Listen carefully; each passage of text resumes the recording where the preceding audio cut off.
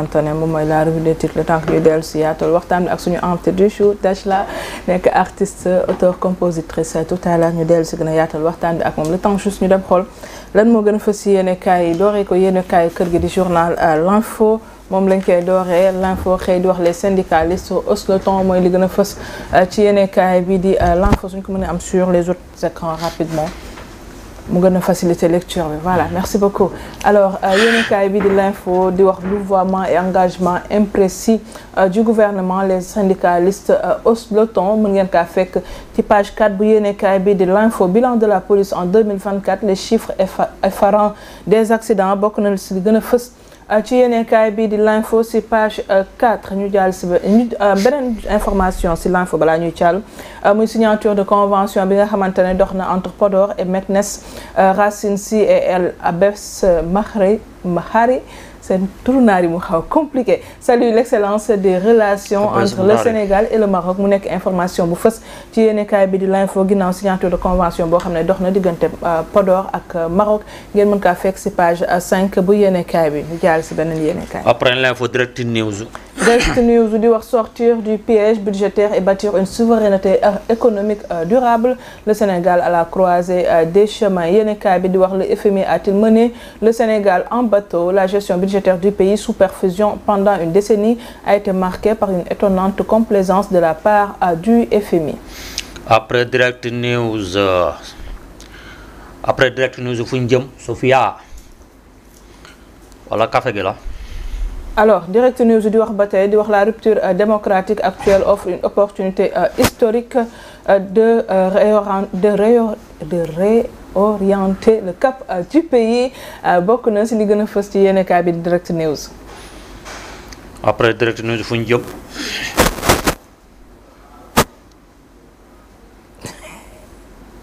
waaw wax leen Mariam dégg naa yóbbante bi.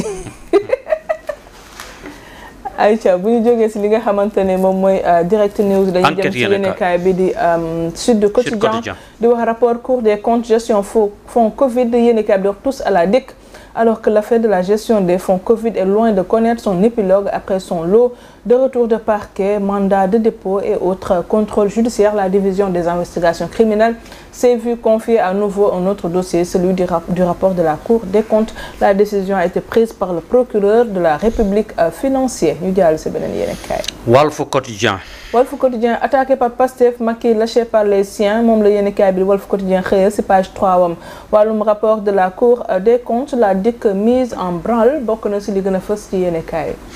Après le quotidien. Le quotidien xëyee reddition des comptes di wax la justice au temps des hommes rapport Cour des comptes le pôle judiciaire financier en action fonds Covid entre consignation et retour des parquets yéenekaay bi di Le Quotidien dellu si na ci dernier dénouement yi nga xamante ne am na ci wàllum préparation d'un pacte social les syndicats ne pactisent pas avec l'État. Tribune yéenekaay moom. Tribune yéenekaay mi ngi xëyee ak wàllum justice di wax pression sur la justice l'union des magistrats du Sénégal monte au créneau pour défendre ki nga xamante ne moom mooy ministre de la justice Ousmane Diagne leneen li nga xamante ne bokk na si li gën a fës ci tribune bi mooy wàllum scandale yi nga xamante ne dernièrement seetlu nañ ko wala en tout cas ñu koy waxtaanee yéenekaay bi di wax détournement des milliards de force Covid-19 retour sur un scandale sans précédent. Après Tribune yéenekaay Vox Populi moom. Vox Populi aussi rapport Cour des comptes le xëyee di wax le parquet financier pose les jalons d'une enquête judiciaire le procureur financier a saisi la DIC depuis le 14 avril 2025 pour mener des enquêtes yooyu mën ngeen kaa fekk ci yéenekaay bi di Vox Populi.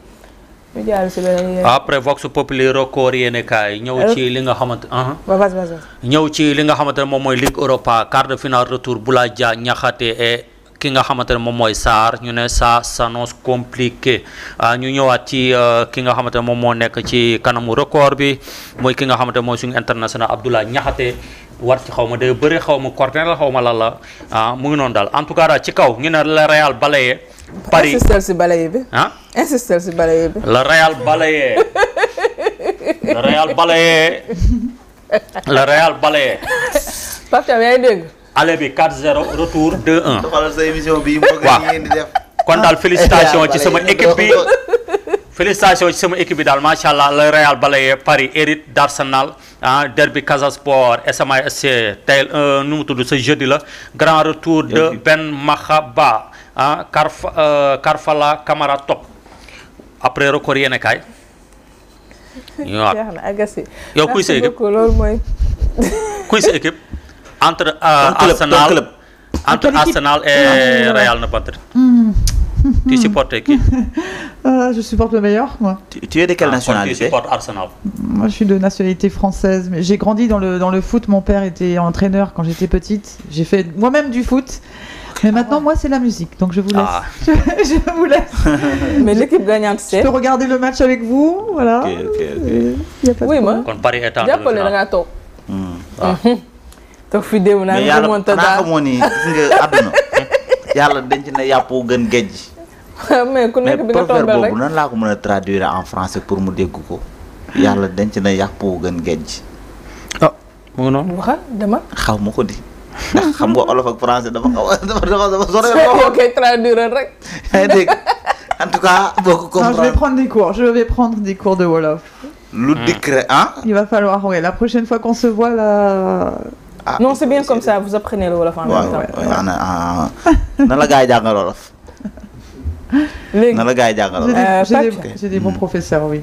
heureusement lan nga bëgg commenter ci information yi gën a fas yéene kaay ginnaaw Real bala yéen.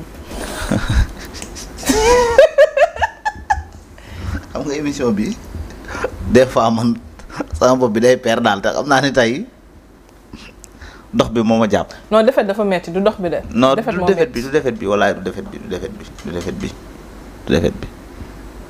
ba Pape Thiam commenter sujet bi. non baal amoo caporal sujet boo commande amul commenter sujet moo commande. Real bala yéen moo la metti. ah am solo. caporal. baal caporal. waaw en tout cas daal mama mooy li ñuy wax rek di féliciter waat sama équipe bi moom laa mën a wax parce que aller itam nga dóor 4-0 retour itam gars yi naan xam nga Arsenal des fois day nelaw ñëw dóor li nga xamante ne moom yow caporal kañ la Arsenal doon sa équipe ba tax nga dikk xëy solo fii non xaaral na. gis nga Sénégal léegi dama lay laaj xam nga Robert billaahi wallaahi tallaahi man sénégalais yi am na ci ñoo xam ne seen jukko daa justul ñoo xam lu ñu xam kuy gagné waaw la ñuy faral waale am ñu club de caporal musuma ko gisee kii ma sama wax dafa bëri wu ci ay équipe moo tax xaar rek musuma dégg caporal ne Arsenal waaw musuma dégg caporal maanaam Real a bari noonu waale Real a bari noonu waale man mën naa wax Real moo toog. xaw ma daa bëri na daal waaye moo toog. yaa ngi fàttalu jamono Step Mandanda man dama xam boobu voilà yaa ngi fàttaliku Pires Robert Pires